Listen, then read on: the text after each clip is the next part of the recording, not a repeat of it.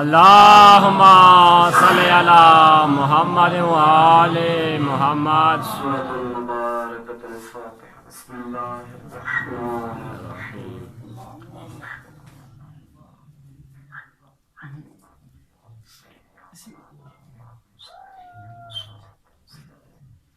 صراط الذين أنعمت عليهم غير اللهم اغفر للمؤمنين والمؤمنات والمسلمين والمسلمات الأحياء منهم والأموات. تابع اللهم بيننا وبينهم بالخيرات إنك مجيب الدعوات إنك على كل شيء قدير. وصلى الله على محمد وآله الطاهرين. صلوات اللہم صلی علی محمد وآل محمد. مجلس اعزاء کی قبولیت کے لیے، مرحومین کی مغفرت کے لیے، مریضوں کی شفایابی کے لیے، خصوصاً حاضرین و بانیان مجلس کے جتنی بھی حوائج شرعیہ ہیں سب کی قبولیت کے لیے، اور سب سے بڑی ہماری حاجت، سب سے بڑی ہماری آرزو، اس فرش عزا کے وارث حجت دولہ اللہم صلی علی امام زمانہ عجل اللہ تعالی فرج الشریف کے ظہور پر نور میں تاجیل کے لیے بآواز بلند صلوات. اللہم صلی علی محمد وآل محمد. لا الہ الا اللہ الملک الحق المبین. لا الہ الا اللہ العلی العظیم.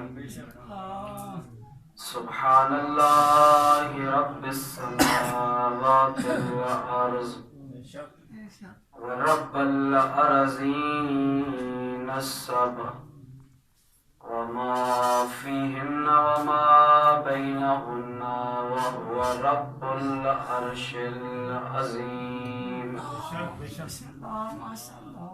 رب النور العظيم ورب الكرسي الرفيع ورب البحر المسجور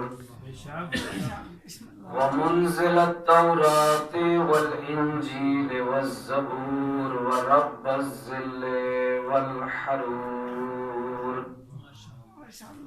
ومنزل القرآن العظيم ورب الملائكة المقربين والأنبياء والمرسلين.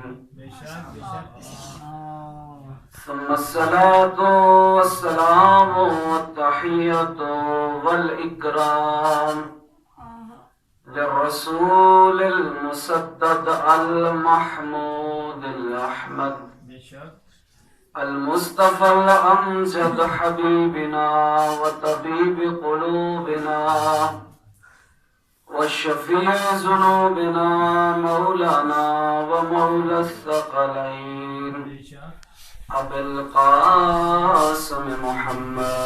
اللہم صلی علی محمد وآل محمد.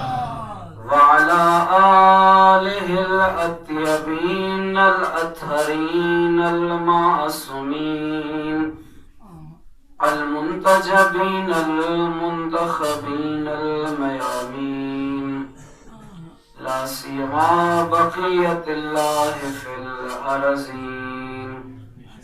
حجة ابن الحسن العسكري روحي وأرواح العالمين لتراب مقدمه الفداء.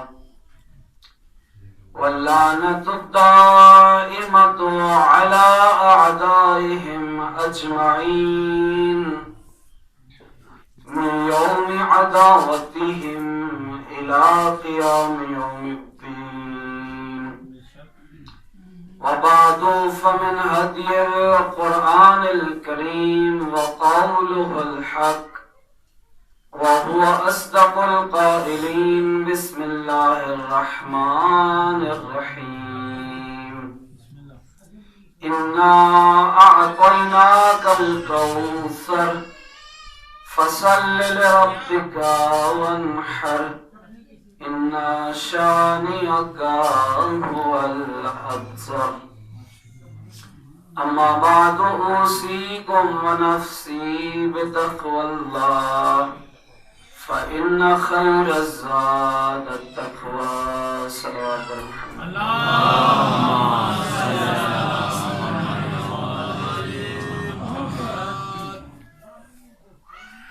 بآواز بلند تر صلوات صلی اللہ محمد.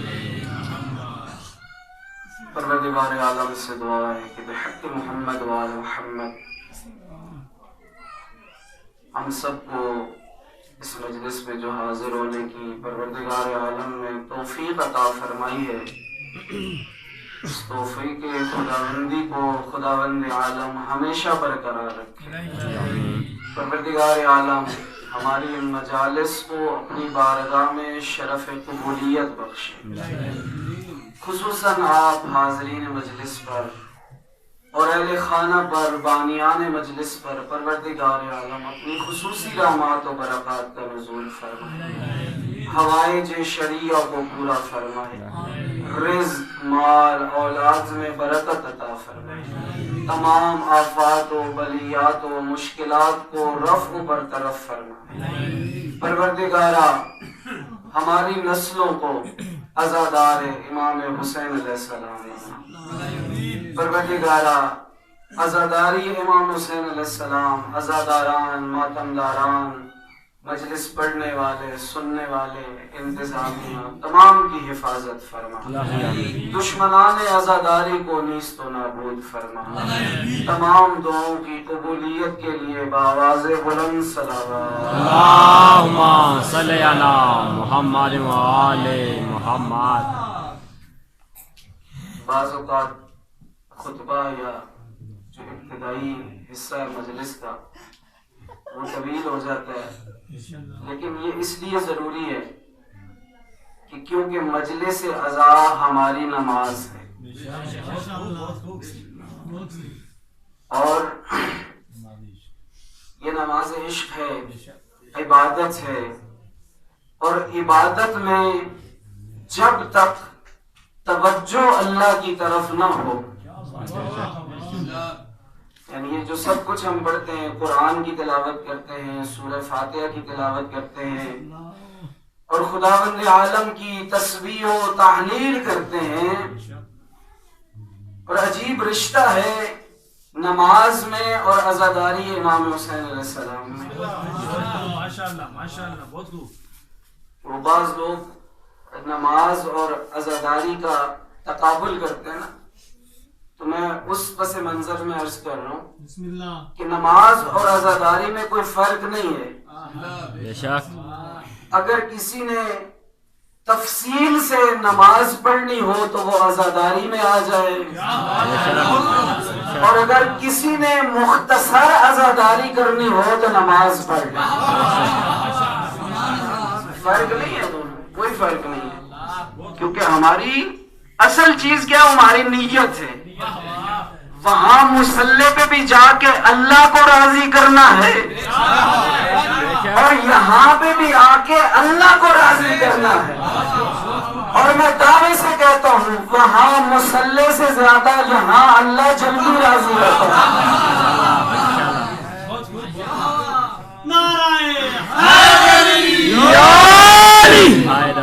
اب فرق کیا ہے؟ فرق نیت کیا ہے کہ آپ کی نیت کیا ہے، آپ کس نیت سے مصلی میں گئے ہیں. اگر انسان کے دل میں حب محمد و آل محمد نہ ہو تو پھر مصلی پہ جا کے عبادت کا ثواب نہیں ہے، بلکہ نماز بھی اس پہ لعنت کرے. اگر دل میں محبت آل محمد نہیں ہے، علی کی محبت نہیں ہے، ولایت کا قائل نہیں ہے، تو پھر مصلی پہ بھی جانے کا کوئی فائدہ نہیں ہے. اور اگر اپنے آپ کو بہت بڑا عزادار کہتا ہے یہ جملہ تھوڑا مشکل ہے. اپنے آپ کو بہت بڑا عزادار کہتا ہے اور پھر عزاداری کا تقابل اس نماز سے کرتا ہے جس نماز کی حالت میں حسین نے سر کٹوایا، تو پھر عزاداری اس پہ لعنت کرتی ہے.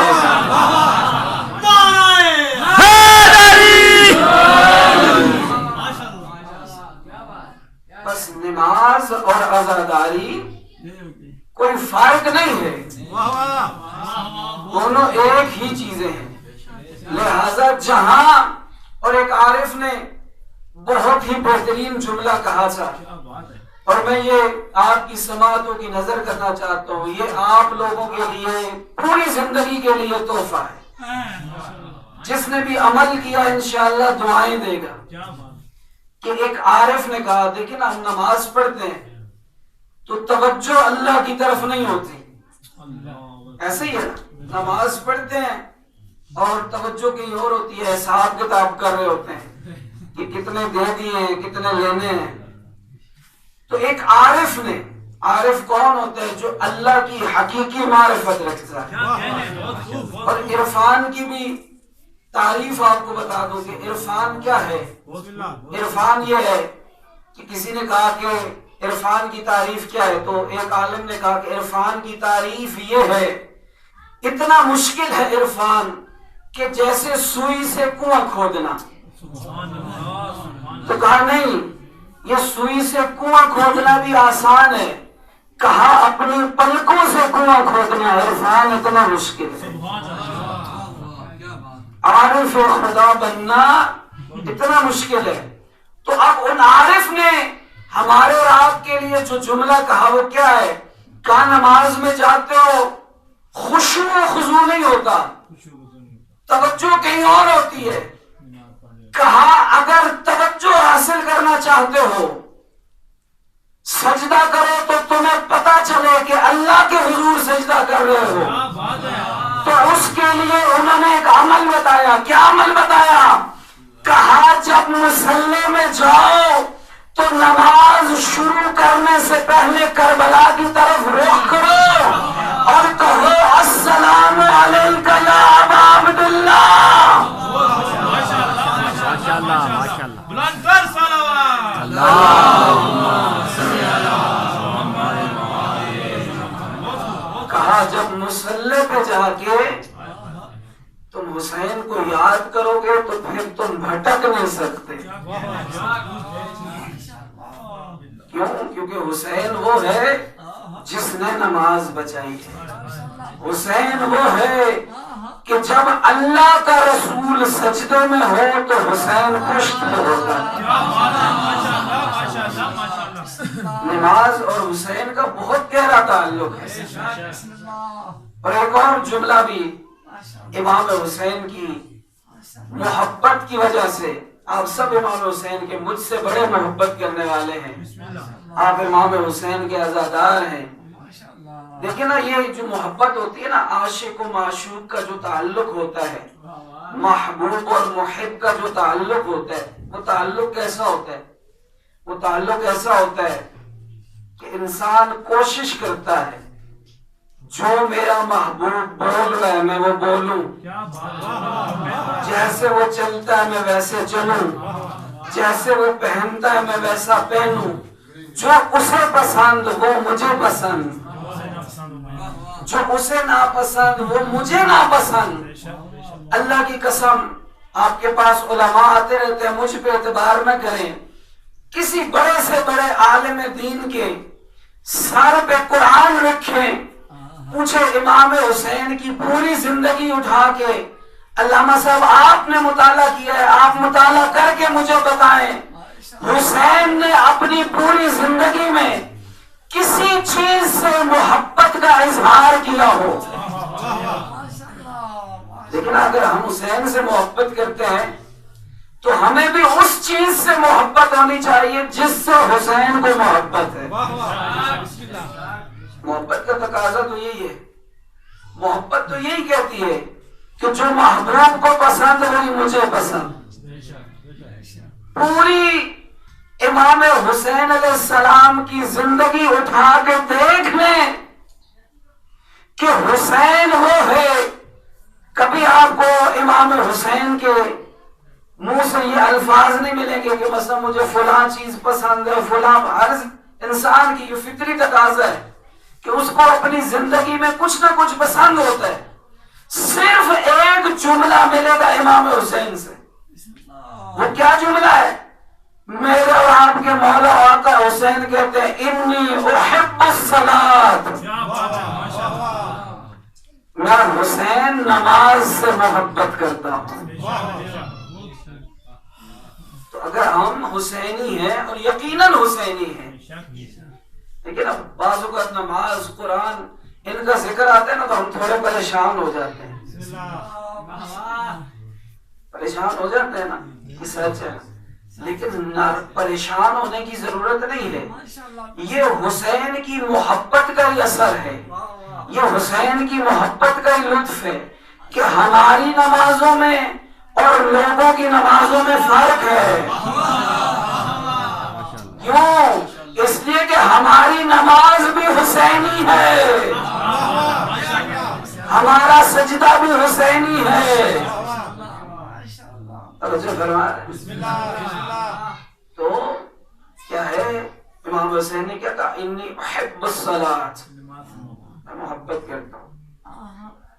اور پھر دوسری جگہ بھی ایک اور چیز کا اضافہ کیا.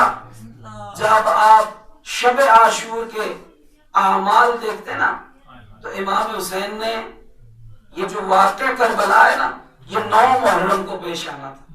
جو تاریخ سے واقف ہے وہ جانتے ہیں کہ جنگ کب ہونی تھی؟ 9 محرم. امام حسین نے خود ایک رات کی مہلت مانگی. یہ نہیں کہا کہ میں ایک رات اور جینا چاہتا ہوں. توجہ فرمائیں. امام حسین نے جو ایک رات اور کہا کہ ایک رات جنگ کو ڈیلے کر دو، پوسٹ پون کر دو. کیوں ایک رات؟ کس کے لیے مانگی؟ فرمایا لِإِنِّي أُحِبُّ الصَّلَاةَ وَتِلَاوَةَ الْقُرْآنِ، کیونکہ میں حسین نماز سے محبت کرتا ہوں اور قرآن سے محبت کرتا ہوں. اب یہ جو نماز و قرآن کے لیے حسین نے مہلت مانگی نا، تو اب تاریخ نے لکھا شب عاشور حسین کے خیموں سے نمازوں اور قرآن کی آواز ایسے آتی تھی. تاریخ کے جملے میں توجہ فرمائیے گا. کہا دویون کا دویون نحل، جیسے مکھیوں کے چھتے سے بن بنانے کی آواز آتی ہے، ایسے حسین کے خیمے سے نماز اور تلاوت کی آواز آتی ہے. تو حسین اور حسین کا گھرانہ کس سے محبت کرتا ہے؟ نماز و قرآن سے محبت کرتا ہے. تو حسینی کون ہوگا؟ جو نماز اور قرآن سے محبت کرنے والا ہوگا. تو ہمارے مولانا حضرات کے اوپر تو ویسے بھی بلیم ہے نا. آپ دل میں سوچتے ہیں کہ وہ مولانا صاحب نے اپنا کام شروع کر دیا تبلیغ، اور تو نہیں پرچھاتا نہیں ہے. لیکن کل بھی میں نے عرض کیا تھا یہ کوئی مولانا صاحب اپنی طرف سے نہیں کہہ رہے، یہ مولانا صاحب کی سوچ کا نتیجہ نہیں ہے، یہ اہل بیت کی محبت کا تقاضا ہے. یہ اہل بیت کی محبت کا تقاضا ہے. کون اہل بیت؟ کن کے ہم ماننے والے ہیں؟ ان کے ماننے والے. کل بھی میں نے آپ کی خدمت میں عرض کیا تھا فضائل کے باب میں ان کا کوئی مقابلہ نہیں کر سکتا. یہ جو کل ہم نے جہاں بات ختم کی تھی نا کہ یہ جو سارے چادر تطہیر کے نیچے اکٹھے ہو گئے، عرش پہ اللہ نے تعارف کروا دیا، کہا ہم فاطمہ، تو یہ سارے کے سارے فاطمہ ہیں. اور فاطمہ سے ہی منسوب سب کا جب تعارف اللہ کروا چکا نا، تو اس کے بعد اللہ نے عرش والوں سے کچھ اور بھی کہا. وہ کیا کہا سن لو، انی ما خلقت السماء مبنیۃ، یہ آسمان کا شامیانہ دیکھ رہے ہو نا، یہ میں نے محمد و آل محمد کی محبت میں بچھایا ہے۔ انی ما خلقت السماء مبنیۃ والارض مدحیۃ، اور یہ جو زمین ہے، زمین کا فرش ہے، والقمر منیرا، اور یہ چاند جو روشن ہے، والشمس مضیئا، اور یہ سورج جو روشنی دے رہا ہے، والبحر یجری، اور یہ جو سمندر و دریا چل رہے ہیں، والفلک یسری، اور اس میں کشتیاں تیر رہی ہیں، الا فی محبت ہؤلاء الخمسہ، میں نے ان 5 کی محبت میں خلق کیے ہیں جو چادر کے نیچے موجود ہے۔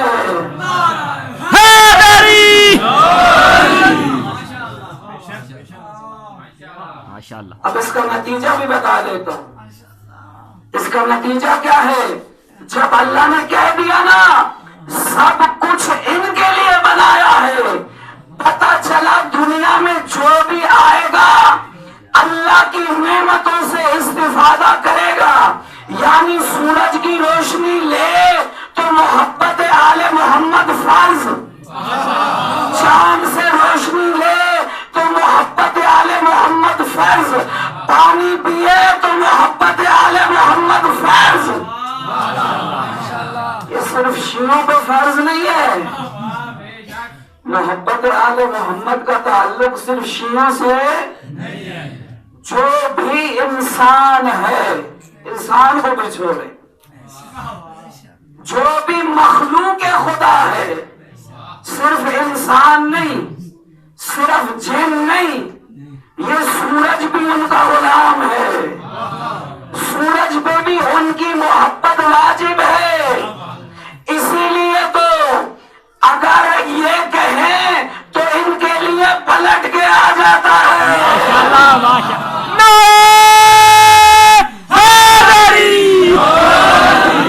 ماشاءاللہ۔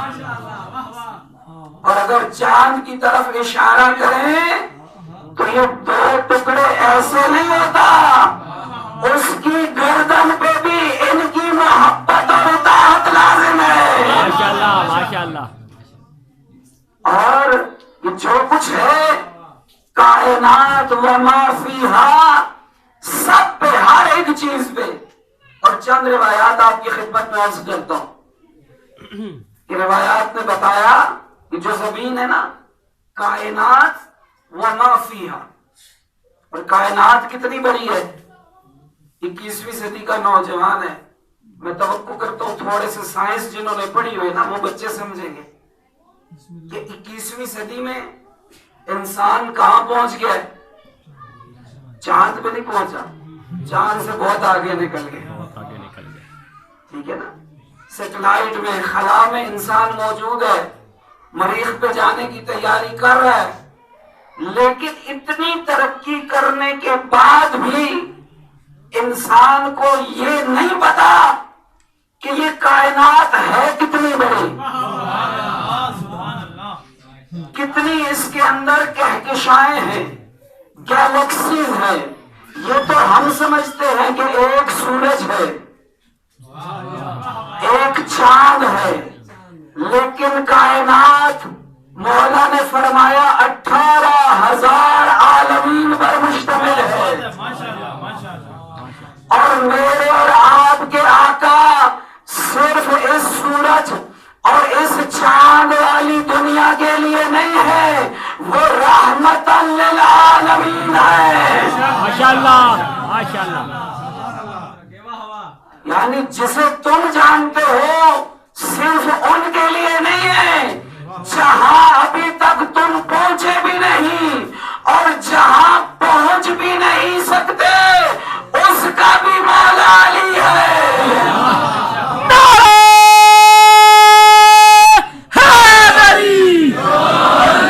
یعنی صرف مولا دنیا نہیں ہے، مولا کائنات ہے۔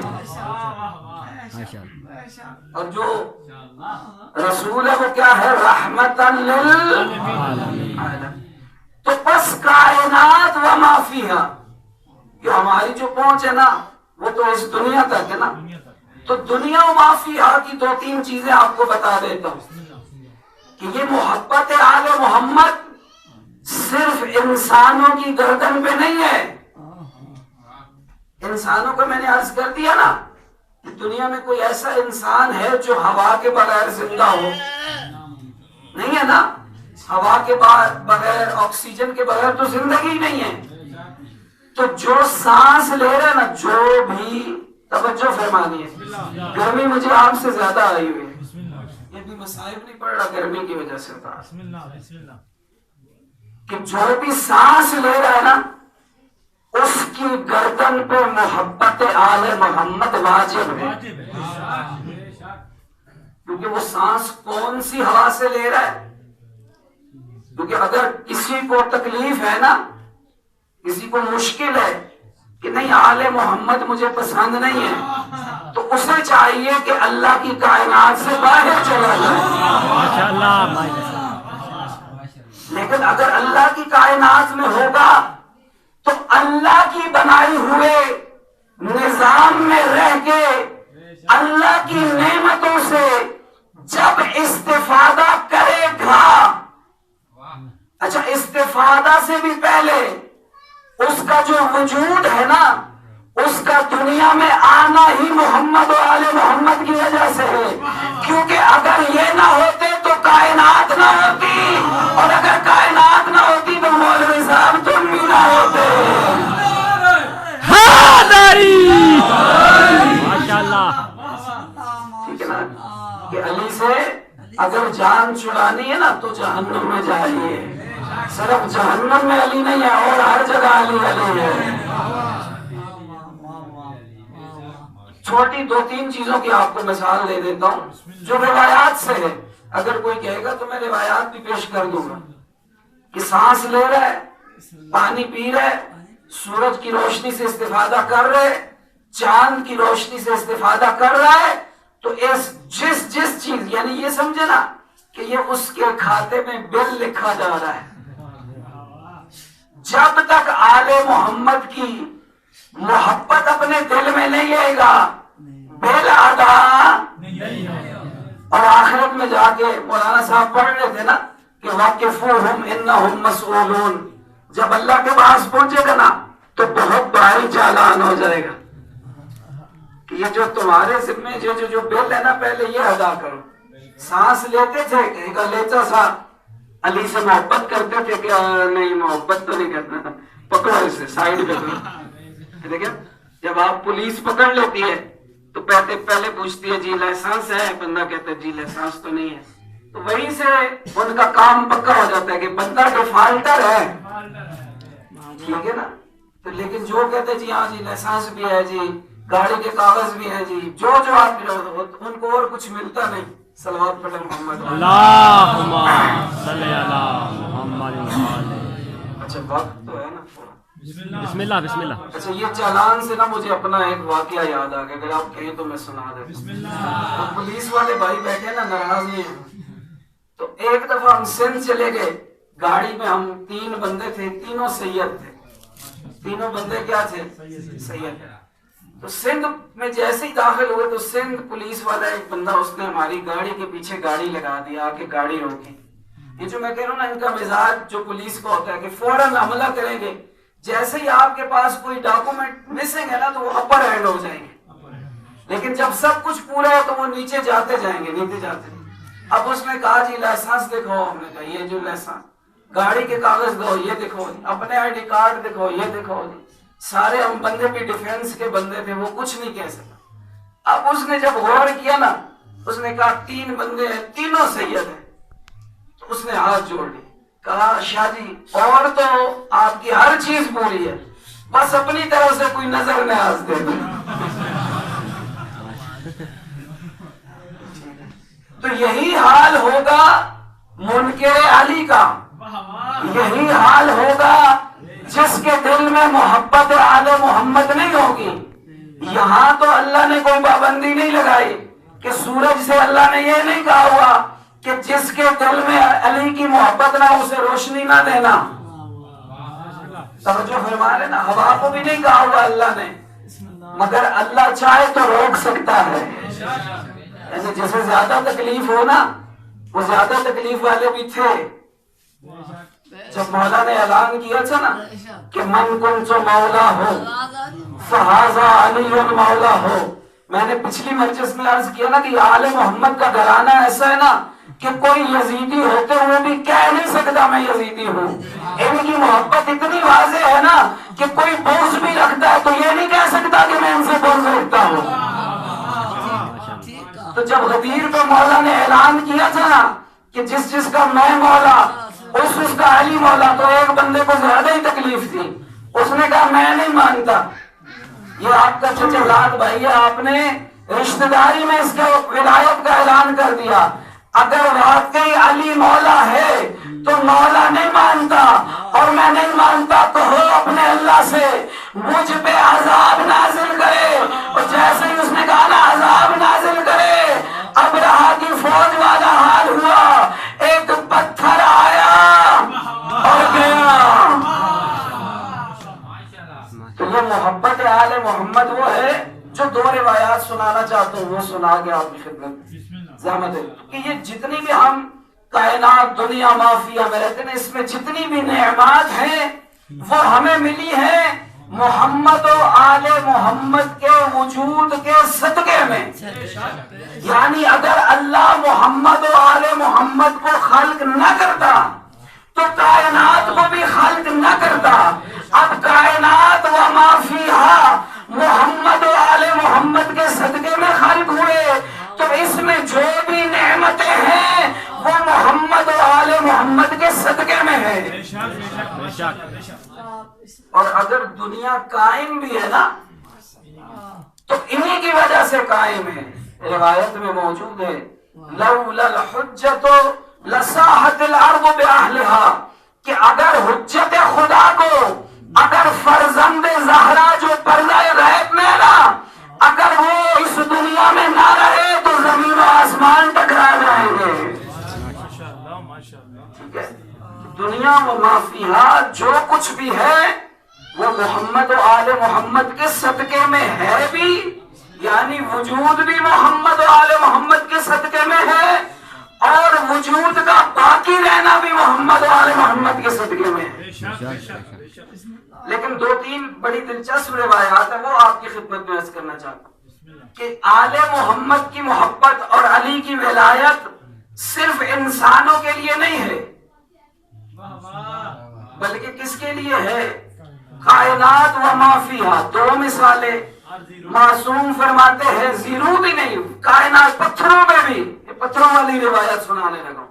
کہا اللہ نے جب مولا علی کی محبت و ولایت کو کائنات میں پیش کیا، کائنات میں اشجار بھی موجود تھے اور احجار بھی موجود تھے، یعنی درخت بھی موجود تھے، پتھر بھی موجود تھے. تو مولا فرماتے ہیں جن پتھروں نے علی کی ولایت کو قبول کیا، اللہ نے انہیں لولو مرجان بنا دیا.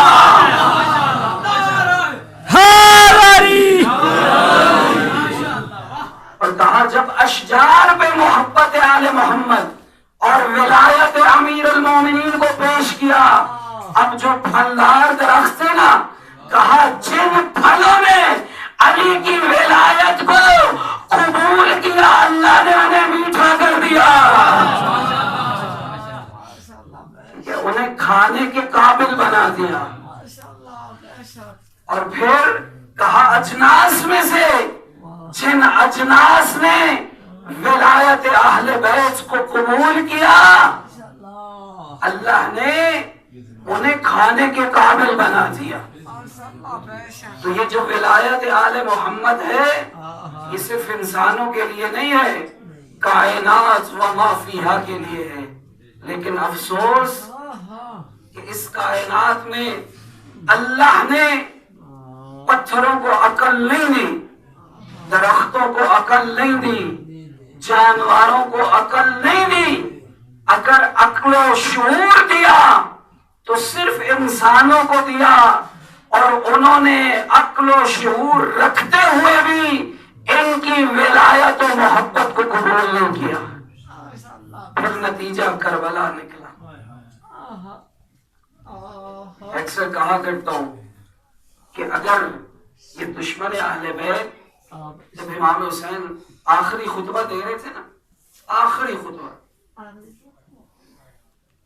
اور میں نے 2 دن پہلے والی مجلس میں آپ کی خدمت میں عرض بھی کیا تھا کہ یہ محمد و آل محمد جو ہے نا، یہ صفات خدا کے مظہر ہے.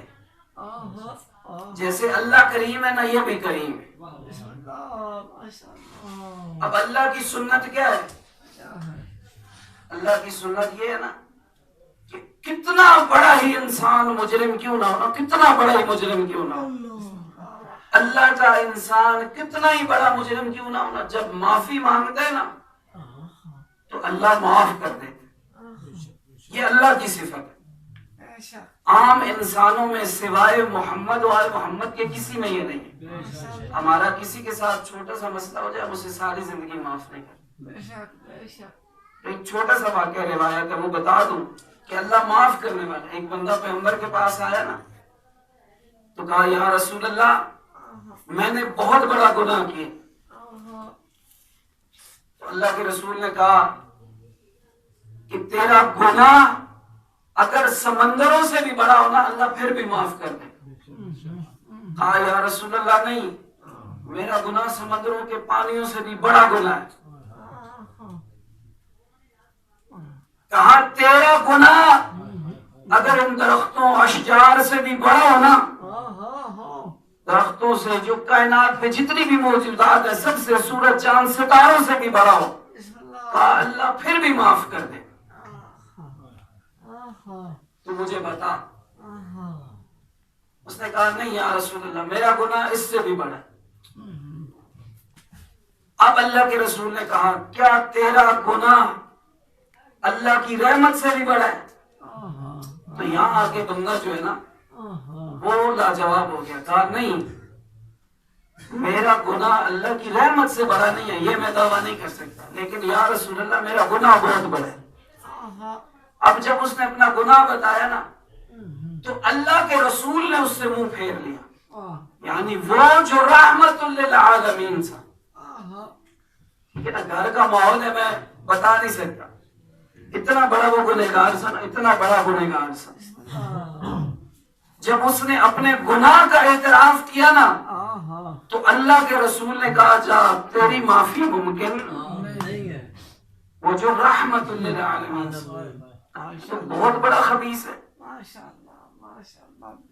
اب وہی بندہ، یہ میں آپ کو اس لیے بتا رہا ہوں کہ آل محمد جو ہے نا، آل محمد وہ صفات خدا کا مظہر ہے.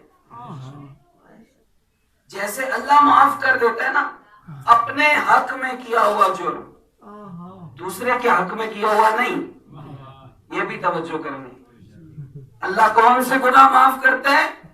جو حقوق اللہ میں سے ہوں. حقوق العباد والے معاف نہیں کرتا. یعنی کسی پہ آپ نے ظلم کیا تو آپ اللہ سے معافی مانگے، یہ نہیں ہے. کسی کا حق کھایا تو اللہ سے معافی نہیں ہے، وہ بندے سے معافی مانگنی ہے. وہ حقوق العباد ہے، وہ نہیں اللہ معاف کرتا. تو اب مختصر یہ کہ وہ بندہ جو اللہ کے، کیونکہ اللہ کا مجرم تھا نا، اگر نبی کا مجرم ہوتا تو نبی معاف کر دیتے. اللہ کا مجرم تھا نا، لہذا نبی نے کہا جا تجھے اللہ معافی نہیں دے گا، تو بہت بڑا گنہگار ہے. اب تاریخ نے لکھا کہ وہ پہاڑوں میں نکل گیا اور وہ واقعی دل سے شرمندہ تھا. وہ اتنا رویا، گریا کیا، کھانا پینا سب کچھ چھوڑ دیا، کہا بس مجھے اللہ معافی چاہیے.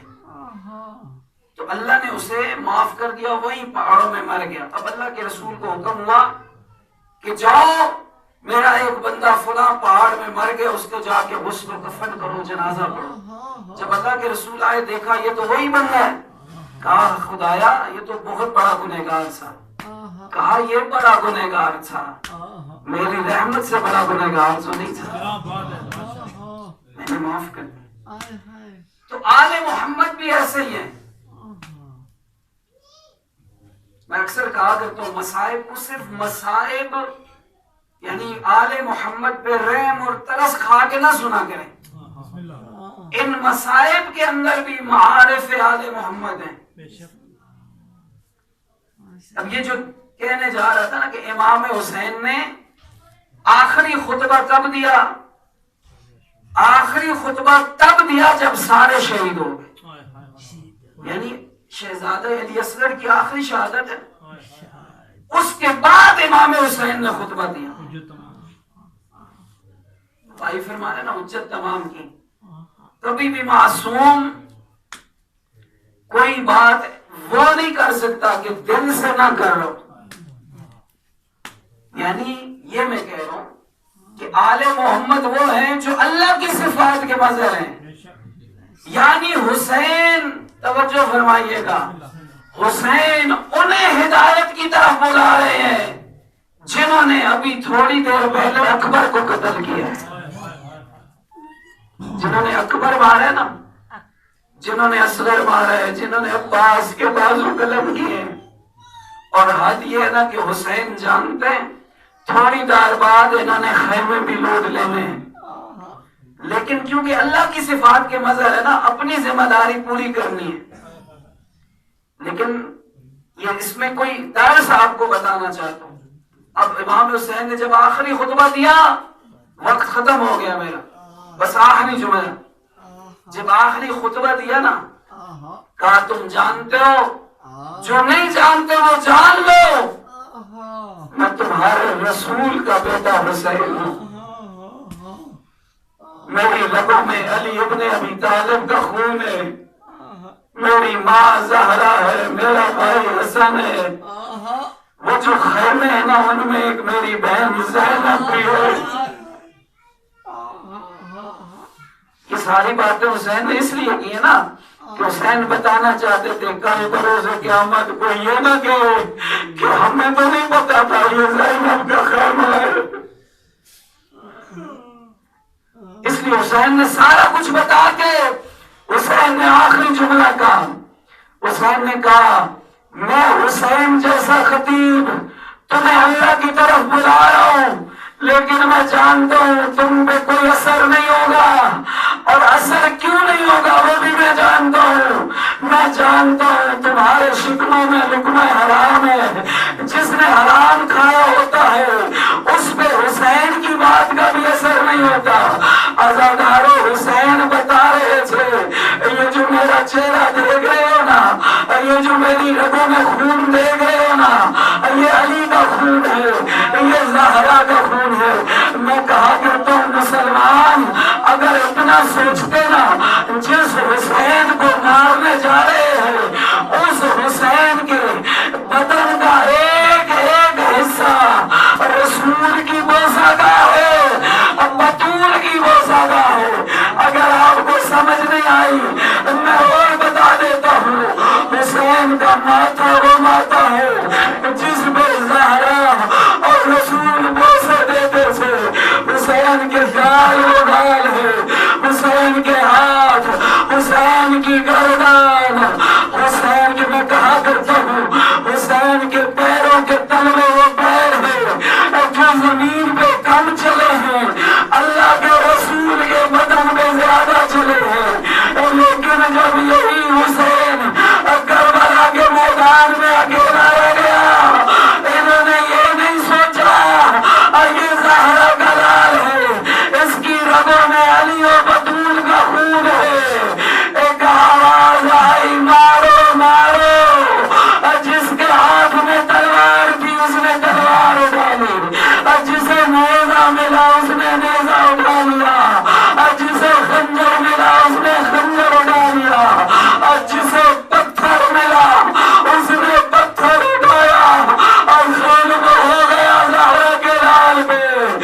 جس بدبخت کو کچھ نہ ملا اس نے کربلا کی گرم ریت اٹھا کر حسین مظلوم پہ پھینک دی۔